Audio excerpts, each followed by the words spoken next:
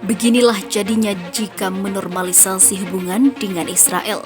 Maroko menuai banyak sekali kecaman dari negara-negara Islam.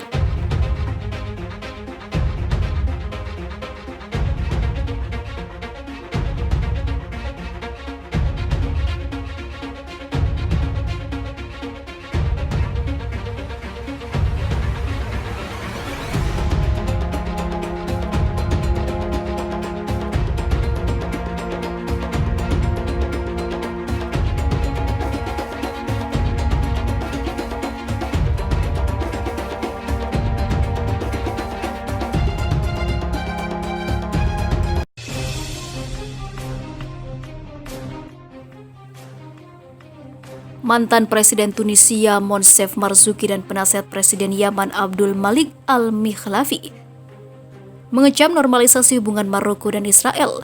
Marzouki mengatakan normalisasi hubungan ini dilakukan saat pelanggaran hak-hak masyarakat Palestina semakin meningkat. Sebagai warga Tunisia dan Maghreb, saya mengecam normalisasi hubungan pemerintah Maroko dengan Israel saat aktivitas pemukiman ilegal dan aneksasi Israel dan segala pelanggaran terhadap hak-hak orang Palestina meningkat, kata Marzouki di media sosial seperti dilansir dari Yani Safak pada Sabtu 12 Desember 2020. Sementara itu, Al-Mikhlafi menekankan penolakan masyarakat Maroko untuk menormalisasi hubungan dengan Israel. Hak-hak rakyat Palestina akan terus terikat dengan hukum dan akal sehat, cuit Al-Mikhlafi di Twitter. Pada Kamis 10 Desember 2020 lalu, Presiden Amerika Serikat Donald Trump mengumumkan normalisasi hubungan antara Israel dan Maroko. Ia mengatakan kedua belah pihak sepakat untuk memiliki hubungan diplomatik penuh.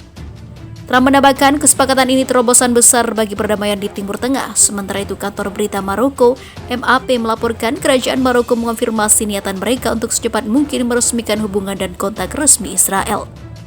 Maroko menjadi negara keempat yang menormalisasi hubungan dengan Israel setelah pemerintah Sudan mengumumkan hal yang sama pada bulan Oktober lalu, menyusul langkah Bahrain dan Uni Emirat Arab di bulan September. Maroko sepakat untuk melakukan normalisasi setelah Amerika Serikat mengaku kedaulatan Sahara Barat yang menjadi sengketa. Kesepakatan normalisasi hubungan empat negara mayoritas Muslim itu kecam rakyat Palestina. Mereka mengatakan normalisasi hubungan mengabaikan hak-hak mereka dan tidak melayani tujuan Palestina, ujarnya. Sementara itu, Palestina marah atas normalisasi Israel Maroko dan mengatakannya itu adalah dosa besar. Pihak Palestina marah dengan keputusan kerajaan Maroko yang sepakat melakukan normalisasi hubungan dengan Israel pada hari Kamis kemarin. Faksi Hamas Palestina yang berkuasa di Gaza menyebut langkah Maroko itu sebagai dosa besar. Normalisasi hubungan Maroko dan Israel ditengahi oleh Amerika Serikat. Kesepakatan itu menjadikan Maroko sebagai negara Arab keempat yang mengakhiri permusuhan dengan Israel dalam 4 bulan terakhir. Sebagai bagian dari perjanjian, Presiden Amerika Serikat Donald Trump setuju untuk mengakui kedaulatan Maroko atas Sahara Barat, di mana wilayah itu telah terjadi perselisihan teritorial puluhan tahun antara Maroko dengan Front Polisario yang didukung Aljazair. Sebuah gerakan yang ingin memisahkan diri dari kerajaan tersebut. Donald Trump menyegel perjanjian tersebut dalam panggilan telepon pada hari Kamis dengan Raja Maroko Mohammed ke-6. Maroko adalah negara keempat sejak Agustus yang mencapai kesepakatan yang bertujuan untuk menormalkan hubungan dengan Israel. 3 negara yang mengambil langkah serupa sebelumnya adalah Uni Emirat Arab, Bahrain, dan juga Sudan. Publik Palestina telah mengkritik kesepakatan normalisasi itu dengan mengatakan bahwa negara-negara Arab telah membatalkan tujuan perdamaian dengan meninggalkan permintaan lama agar Israel menyerahkan tanah untuk negara Palestina sebelum dapat menerima pengakuan. Pejabat Palestina bereaksi dengan marah atas pengumuman normalisasi hubungan Maroko-Israel. Anggota Komite Eksekutif Organisasi Pembebasan Palestina, Bassam Asali, mengutuk kesepakatan itu. Setiap mundurnya orang Arab dari Arab Peace Initiative 2002 yang menetapkan bahwa normalisasi hanya terjadi setelah Israel mengakhiri pendudukannya atas tanah Palestina dan juga Arab, tidak dapat diterima dan meningkatkan sikap agresif Israel dan juga penolakannya terhadap hak-hak rakyat Palestina, kata Salis seperti dikutip Al Jazeera. Di Gaza, juru bicara Hamas Hazem Qasim mengatakan itu adalah dosa dan tidak melayani rakyat Palestina. Pendudukan Israel menggunakan setiap normalisasi baru untuk meningkatkan agresinya terhadap rakyat Palestina dan meningkatkan perluasan pemukimannya. Raja Maroko Mohammed mengatakan kepada Presiden Palestina Mahmud Abbas dalam panggilan telepon pada hari Kamis bahwa Rabat mendukung solusi dua negara untuk konflik Israel-Palestina. Isi panggilan telepon itu disampaikan pihak kerajaan Maroko dalam sebuah pernyataan. Raja juga menambahkan negosiasi antara Israel dan Palestina adalah satu-satunya cara untuk mencapai solusi akhir, abadi, dan juga komprehensif untuk konflik tersebut.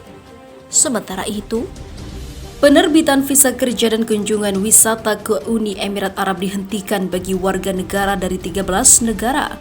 Demikian menurut sebuah dokumen yang dikeluarkan oleh pengelola kompleks taman perkantoran milik pemerintah Uni Emirat Arab.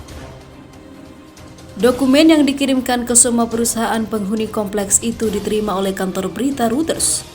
Menurut sumber di lingkaran dalam keimigrasian, larangan masuk sudah berlaku sejak 18 November lalu. Pemerintah Uni Emirat Arab menunda proses penerimaan aplikasi kerja dan visa bagi warga negara dari 13 negara untuk waktu yang tidak ditentukan.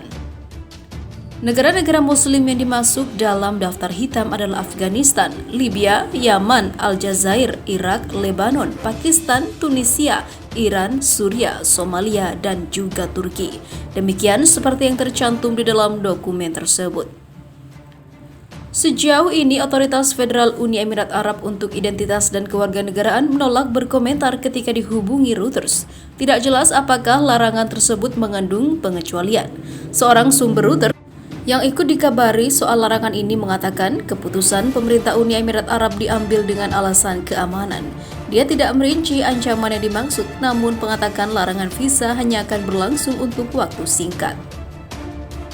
Pekan lalu, Kementerian Luar Negeri Pakistan mengatakan pemerintah Uni Emirat Arab tidak lagi memproses aplikasi visa kunjungan bagi warga negaranya. Otoritas di Islamabad berjanji akan mencari tahu sebabnya ke Abu Dhabi, namun awalnya meyakini terkait pandemi COVID-19.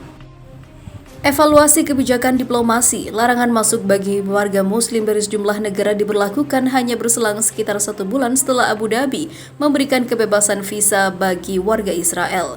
Pemerintah Uni Emirat Arab baru-baru ini juga menjanjikan kemudahan serupa bagi warga negara Indonesia. Revisi teranyar dalam kebijakan visa dilakukan menyusul dekret kerajaan terkait undang-undang korporasi yang membidik aliran investasi asing. Dengan mempermudah pemberian visa, tidak jelas apakah dekret tersebut turut mencantumkan pembekuan visa bagi tenaga kerja dari 13 negara. Reformasi di Uni Emirat Arab mempermudah pengusaha asing dan investor untuk membuka perusahaan tanpa lagi harus melibatkan perusahaan lokal. Lapor kantor berita pemerintah WAM pada Senin 23 November kemarin. Selama ini, kepemilikan asing pada perusahaan Uni Emirat Arab dibatasi sebanyak 49% jika berada di luar zona perdagangan bebas. Keterbukaan baru yang ditampilkan Abu Dhabi dipercaya berkaitan dengan pameran World Expo yang diundur ke tahun depan menyusul pandemi COVID-19. Acara itu akan mengundang 25 juta pengunjung dari seluruh dunia dan diharapkan akan mampu mendatangkan aliran dana investasi yang dibutuhkan demi memulihkan ekonomi pasca pandemi.